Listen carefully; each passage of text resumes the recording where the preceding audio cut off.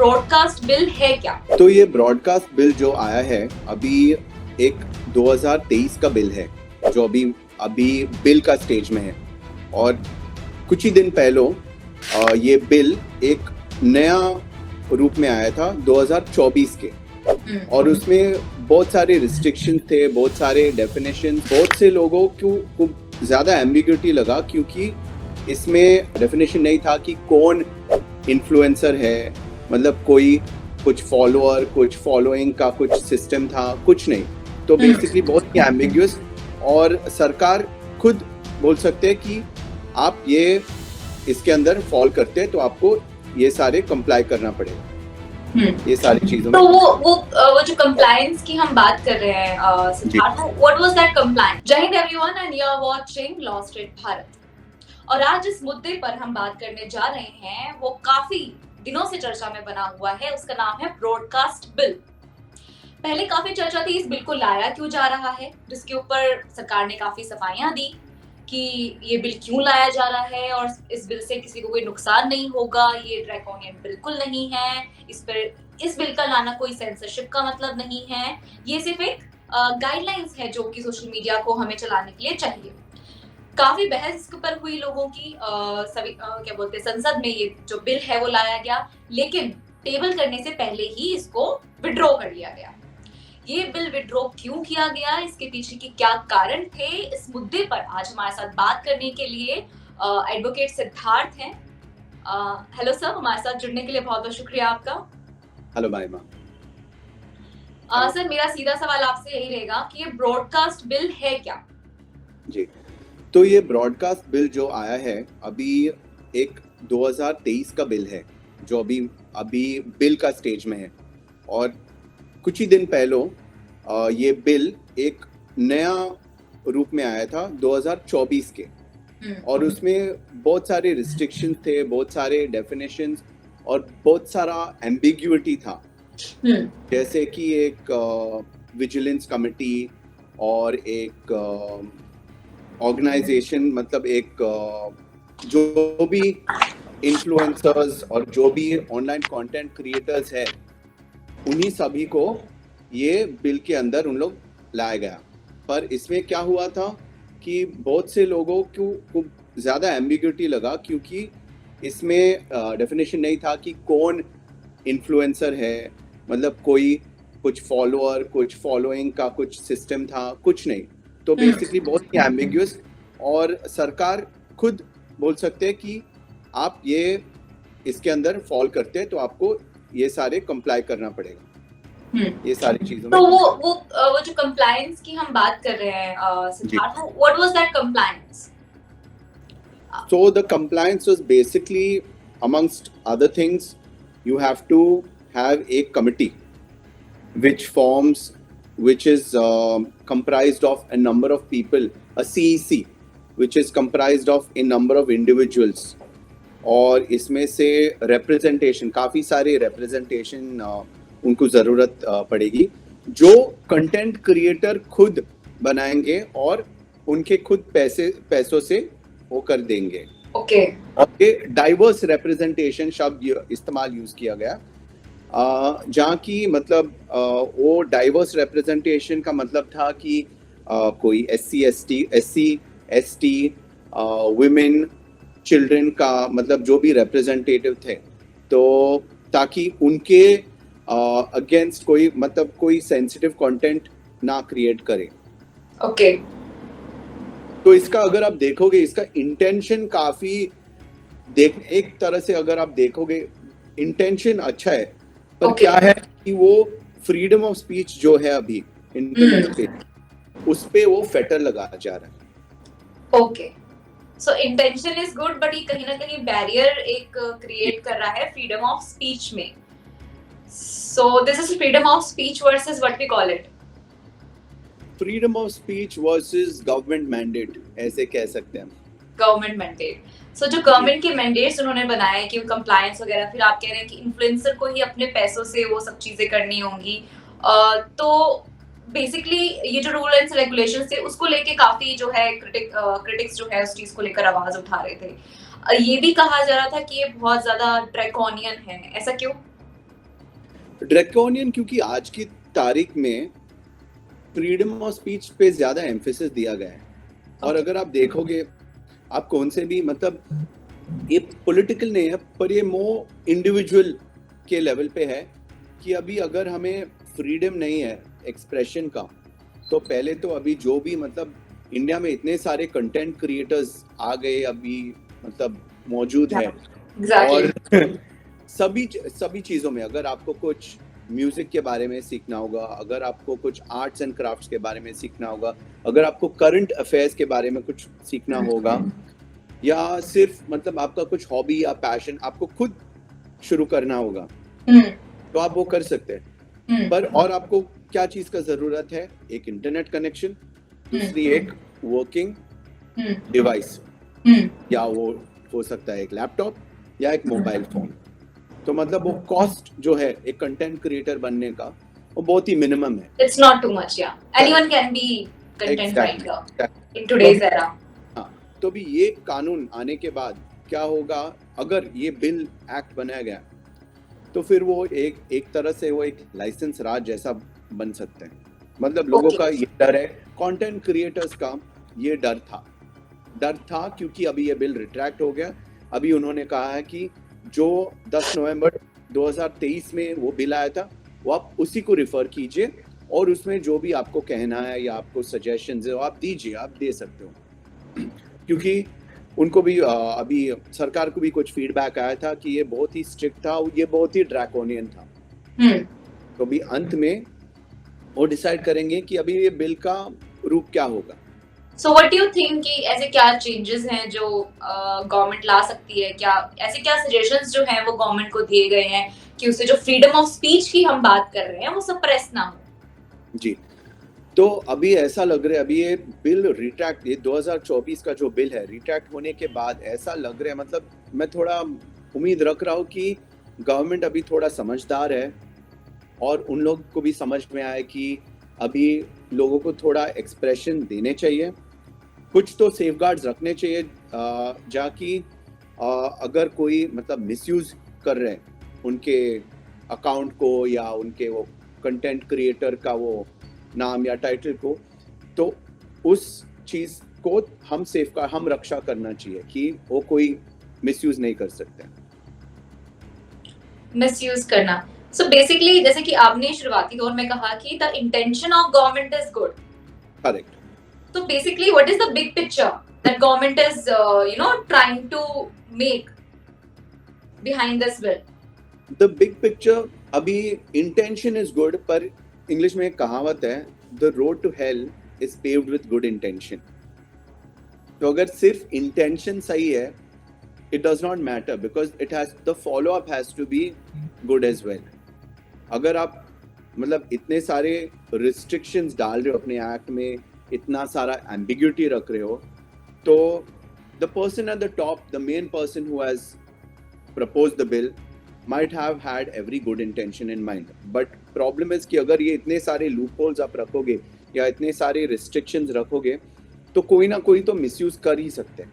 Loopholes, एक बार मैं फिर से चाहूंगी Mr. Siddharth, if you can like point it out that these are the loopholes which is like major barriers. जी, तो एक लूपहोल, सबसे बड़ा लूपहोल जो हमें लग रहा है कि अगर वो 2024 के आप बिल देखोगे, उसमें लूपहोल था कि वो कोई डेफिनेशन नहीं था कि अगर आपके पास इतने सारे फॉलोअर्स हैं तो आप ये बिल के अंदर, ये जो होने वाले एक्ट के अंदर आप फॉल करोगे। Okay, so basically who is the influencer? Influencer कौन है? कंटेंट क्रिएटर कौन है? करेक्ट, कि कोई एग्जैक्ट डेफिनेशन हमारे पास नहीं है। करेक्ट। लीगली डेफिनेशन है, पर क्या है कि वो कितने फॉलोअर्स, अगर आप न्यूमेरिकल वैल्यू देखोगे, अभी समझो कि आपका लॉ स्ट्रीट जर्नल के पास 10,000 फॉलोअर्स है और ये एक्ट के अंदर जिसके भी पास 9,000 फॉलोअर्स के ऊपर है, वो ये इसके डेफिनेशन के अंदर आएगा। तो मतलब हमें साफ पता है कि ठीक है, लॉ स्ट्रीट जर्नल ये कैटेगरी में आएगा। पर अगर सिर्फ लिखेंगे कि whoever has influence or whoever has a following or whoever produces content, तो अगर समझो मेरा कुत्ता का अकाउंट है और उसमें 100 लोग फॉलोअर्स है, तो भी वो भी ये डेफिनेशन के अंदर आएगा। या अगर कोई मतलब समझो कि आपका कोई चाचा चाची कुकिंग का कंटेंट बना रहे हो और उसमें बातचीत हो रहा है नेबर्स के साथ या कोई दूसरे गेस्ट के साथ की ठीक है अभी क्या हो रहा है करंट अफेयर्स के बारे में, वो भी कंटेंट क्रिएटर बन गए और वो भी इनको भी सभी रूल्स फॉलो करना पड़ेगा।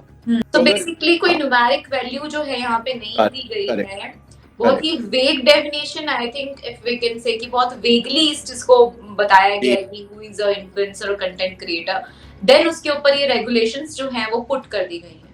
जी and what are the regulations if like if anyone is like content creator and उसके अच्छा इन्फ्लुएंस है पब्लिक में, तो what is the regulation अगर हम इस बिल के अकॉर्डिंग जाएं तो उसको फॉलो करनी होती? जी, तो फिर वो कुछ मतलब जो भी डिजिटल कंटेंट क्रिएट कर रहे हैं वो ये बिल के अंदर, वो 2024 के बिल जो रिट्रैक्टेड बिल के अंदर फॉल कर सकते थे। तो मतलब उनको पहले वो एक सीसी करना पड़ता था, वो कंटेंट इवैल्यूएशन कमिटी में वो डाइवर्स रिप्रेजेंटेशन का जरूरत पड़े। और वो भी अभी समझो अगर कोई कंटेंट क्रिएटर चालू किया, मतलब समझो वो प्रॉफिट नहीं बना रहा है या उसका प्रॉफिट महीने का 1000 रुपया 2000 रुपया 10,000 रुपया है, तो उसका इतना सारा पैसे उसी में जाएगा, वो कंटेंट का वो कमिटी, वो इवैल्यूएशन कमिटी में ही जाएगा, तो उसका वो कुछ बच ही नहीं रहेगा। तो basically would be killing the industry. तो यहाँ पे मनी मैटर क्या है, मैं थोड़ा सा आपसे और अच्छे से समझना चाहूंगी इसको। तो यहाँ पे मनी मैटर कहाँ से आया है, मतलब इफ समवन इज स्टार्टिंग कि भाई मेरा मतलब किसी का पेज है और जैसे आपने एग्जांपल दिया कि 10,000 कुछ उसके फॉलोअर्स हैं एंड ही और she has a good influence, और एकदम से बिल आता है और उस बिल के बाद उसको मॉनेटरी फंक्शनरी में यहाँ पे क्या चेंजेस आ रहे हैं? पहले की अभी ये जो कंटेंट इवैल्यूएशन कमिटी है, ये इसमें इतने सारे डाइवर्स रिप्रेजेंटेशन आपको करना पड़ेगा, जैसे कि समझो कि it's either an honorary system, but most often than not आपको किसी को वो कंटेंट इवैल्यूएशन कमिटी पे बैठने के लिए कुछ तो पैसे देने पड़ेंगे, क्योंकि उन लोग अपने नाम को लाइन पे डाल के आपका कंटेंट को इवैल्यूएट कर रहे हैं कि this is safe to upload और it is unsafe to upload. Okay, they will decide, the committee will decide. जी हाँ, जी। ओके, और वो कंटेंट इवैल्यूएशन कमिटी को आपको ही पैसा देना पड़ेगा। Okay, the content creator will give the money to make them approved by them. जी हाँ। Okay, and what is that money? What is the amount? ऐसा कुछ अमाउंट नहीं है, मतलब जो आपका अग्रीमेंट होगा, इंटरनल अग्रीमेंट होगा, क्योंकि ये कंटेंट इवैल्यूएशन कमिटी वो सेल्फ सर्टिफिकेशन होगा, तो आपको सिर्फ मतलब डिटेल्स देना पड़ेगा कि हमारा सीईसी में ये लोग हैं। ओके, वो सीईसी भी आप ही खुद ही क्रिएट करनी है? जी हाँ, जी हाँ। तो बेसिकली अभी जो कंटेंट क्रिएटर, अभी अगर मैं कंटेंट क्रिएट कर रहा हूँ, मुझे सिर्फ मेरा फोन और इंटरनेट का जरूरत है, I don't need a second person as well. तो मेरा कॉस्ट, मेकिंग कॉस्ट, अगर आप if I can use that reduces greatly. But अगर एक सीईसी आएगा, फिर ये सारा, फिर आपको डेफिनेटली एक वकील का जरूरत तो पड़ेगा ही to read and understand and to say कि ठीक है, this is complying with this act or with these laws. Okay, and there is no proper amount, number of an amount कि इतना पैसा लगेगा और इतना चाहिए होगा? नहीं, this is also vague. That is also vague because basically this content evaluation committee is created by the influencer themselves. Okay. So no person is going to sit on a committee without being paid some kind of maybe a sitting fee. So basically, if we go on to like, अगर हम further step में जाए, अगर बंदे ने committee form कर ली, उसने पैसा मतलब कमेटी बिठा दी and उसका अपलोड हो रहा है आगे content, then what is the next regulations and government mandate is there? So the next regulation is that the biggest hurdle is the one which we just spoke about, that they must give access to the names of the CEC members. तो मतलब आप एक तरह से आप ये committee बना रहे हो, दूसरे तरह से आप ये सारे जो भी आपके कमेटी पे है, इनके सारे नाम वगैरह, डिटेल्स वगैरह आप दे रहे हो सरकार को। ओके, And who मतलब will वो be भी the उनके member of these committees? वो members of these committees will be different people representing a diverse group of people. तो a committee I would assume would have at least मतलब वो कोई minimum और maximum numbers ने बताया उसमें, but looking at that earlier bill, various sections of society मतलब कोई minority से, कोई women से, कोई children से, कोई Okay. SC, ST, ताकि वो हम एक टर्म यूज करते हैं, it should not be offensive to the public at large. Okay. So basically, this is the reason, major reason you are saying that this is the major reason that the bill was withdrawn. This was one of the reasons the bill was withdrawn. Overall, it was felt that it was taking a step backwards instead of taking a step forward in terms of putting a lot of restrictions on people who are otherwise supposed to be creative. Okay. The second you start putting restrictions on people who are creative, then their energy has to be focused on compliance rather than creativity. Okay. और एक बाजू से हम लोग कह सकते हैं कि ये टोटल सेंसरशिप है, और एक बाजू से हम कह सकते हैं कि हाँ ठीक है ये रीजनेबल रिस्ट्रिक्शन है, but fact of the matter is that अभी ये रिस्ट्रिक्शन है, और क्या ये जरूरत रिस्ट्रिक्शन है आज की तारीख में, that is what has to be decided. और अगर आप देखोगे कि बहुत सारे अकाउंट्स बैन हो चुके या मतलब ट्रोलिंग आ गए उस पे, तो उसका क्या? तो अगर समझो कि कंप्लायंस नहीं हो रहा है, तो मेरा सोच यह है कि अगर कंप्लायंस नहीं है तो the government should at least publish, inform not only one that person, that influencer, of the exact reasons कि उनका अकाउंट समझो कि कुछ वॉच लिस्ट पे डाला गया या बैंड लिस्ट या जो भी है, और वो इंफॉर्मेशन पब्लिश होना चाहिए for the public at large. The reason should be published, you are saying. जी हाँ, जी हाँ. It should not And be it should anonymous. not- Okay, ban हो गया लेकिन क्यों हुआ ये पता नहीं है. Exactly, exactly. अगर वो हम पे ये मतलब इतना सारा restrictions डाल रहे कि आप ये करने चाहिए, तो in a similar manner, reciprocally, उन पे भी इतना responsibility रहना चाहिए कि they should give us reasons as well as to why this content is being regulated, why it's being restricted, why it's being banned, या जो भी है. So as you are saying, if you want to put some restriction, it should be reasonable restriction. It should be defined. Why are you putting these restrictions? जी हाँ. So what you think that the changes would be in the new bill? Now in the new bill, firstly we have gone back to the draft bill which came out, which was published on 10th November 2023. 23. So even that bill is not final in that sense. They are, as of right now, the government has proclaimed that they are still taking feedback Okay. from the general public. Okay. So my hope is that they would be more receptive to change, Okay. and it would not be restrictive as much as they had in the 2024 bill, which has been retracted, because now they have understood that withdrawing the bill has raised more questions than Has raised more questions. Yes. correct. क्योंकि अभी आम जनता को भी पता है कि मतलब ये बिल में कुछ, अगर समझो मैं क्रिएटर नहीं हूँ, मैं डिजिटल कंटेंट नहीं क्रिएट कर रहा, फिर भी मुझे पता लगा कि ठीक है ये बिल आया और इसमें ये सारे चीजें, क्योंकि इतना आउटरीच हुआ था जनरल पब्लिक से, शायद से सरकार को लगा नहीं कि मतलब ये इतना नेगेटिवली लोग लेंगे, बिकॉज देयर इज, अभी आज का तारीख में there is general fear and doubt and suspicion in the minds of the people.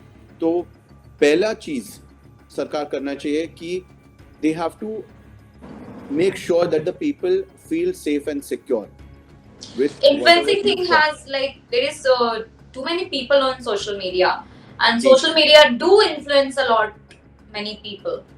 Correct. So maybe that is why government really want to regulate that stuff, and as you Yes. said, that intention was good, but execution is like the regulation. There should be a reasonable restriction we need to put on, which was not defined properly in the earlier bill, and we are hoping that it should be more clear to the audience and the content creators in future. Correct. The short point is that they should let creative people be creative and not creative people who have to adhere to compliance. But creativeness also, sometimes people cross their limits, gone into like creativeness. They are the factual things. But what I am like, if you are making a committee and that too, the content creator himself or herself is making the committee. So what is the point of that regulation? Matlab, it is very like, I'm not able to understand this thing. If government wants to like really regulate the stuff, why they are not regulating it by themselves? One, because that would create a lot of backlog in acceptance. It's the same, like it's like creating a sort of backlog which would happen. Censorship, like Censorship, correct. But even with this bill of 2024, there was ample censorship which was created. okay, as in like, can you elaborate a little more? With this bill, one, that you have to have a CEC. The main emphasis is on the CEC. Main is CEC, yes. Yes. And secondly, there could possibly be a vigilance committee which would be by the government. So basically, one, अगर कुछ content negative central vigilance committee को लगा, तो उन लोग ही मतलब आपको वो कुछ show cause notice दे के, then they can stifle your freedom of speech. Okay. So this is, I think, what do you think कि कब तक ये बिल जो है, नया बिल जो है वो गवर्नमेंट टेबल करेगी? तो अभी उन्होंने कहा है कि 15 अक्टूबर 2024 तक उन लोग ओपिनियंस ले रहे हैं, आम जनता के ओपिनियंस ले रहे हैं कि क्या होना चाहिए बिल में या क्या नहीं होना चाहिए एक्ट में. तो शायद से मतलब नवंबर के पहले कुछ होने नहीं वाला है ये, because after that it will have to be tabled before parliament again. Of course, before the session. Yes. Of course. So thank you so much, Siddharth, for talking to us about this bill. And hopefully जो definition की बात हो रही है and जो committee की बात हो रही है, उस पर जो लोगों के जो oppositions थे, वो maybe in future जो है वो solve होंगे. But ये बिल जो है, हम पहले की अगर देखें, जो ब्रॉडकास्ट नॉर्मल सेंसरशिप है और जो सोशल मीडिया सेंसरशिप जो है, आप अगर सोचें तो व्हाट डू यू थिंक कि पॉइंट वाइज ये रेगुलेशंस होने चाहिए, and this is how you should be putting the reasonable restrictions as you are saying? पहले तो the first reasonable restriction should be only, this is of course a personal opinion, yes, only persons above a certain follower threshold should come under this definition. Now whether that threshold is 10,000, 100,000 or 1 million, that only the government is in a position to decide. But basically the dissemination of information, and there should be some kind of, I personally feel that this committee, the CEC, is this content evaluation committee would only create more paperwork and more hurdles for the content creators and the digital creators themselves. Okay. So that I think should be done away with. Okay. But certainly there should be some kind of grievance redressal which should be absolutely open and transparent.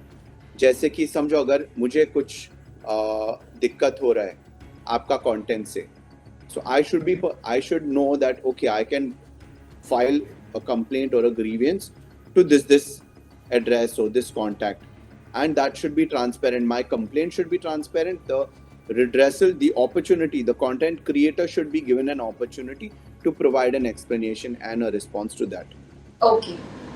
Okay, there should be a warning or something sort of, not a complete ban or... There should be transparency. Okay. There should be complete transparency first, and an opportunity should be given. Okay. So hopefully, as you have also put your personal ideas, hopefully I would say that people who are watching us, जो भी लोग हमें देख रहे हैं, हम जो भी इस इंटरव्यू को देख रहे हैं, तो जैसे कि एडवोकेट सिद्धार्थ ने बताया कि आपके पास अक्टूबर तक का टाइम है कि आप पब्लिक सजेशंस भेज सकते हैं, तो आपको भी लगता है कि आपको बिल में से क्या चेंजेस चाहिए, क्योंकि जो लोग हमें देख रहे हैं ऑफ कोर्स उनमें से भी बहुत सारे कंटेंट क्रिएटर हो सकते हैं या फिर बनना चाहते हैं। तो जरूर if you think you have any suggestion you can comment here on Law Street Journal. And again, thank you so much, Siddharth, for joining us and elaborating us with such a bill. Thank you, Mahima. Thank you, Law Street Journal. Thank you.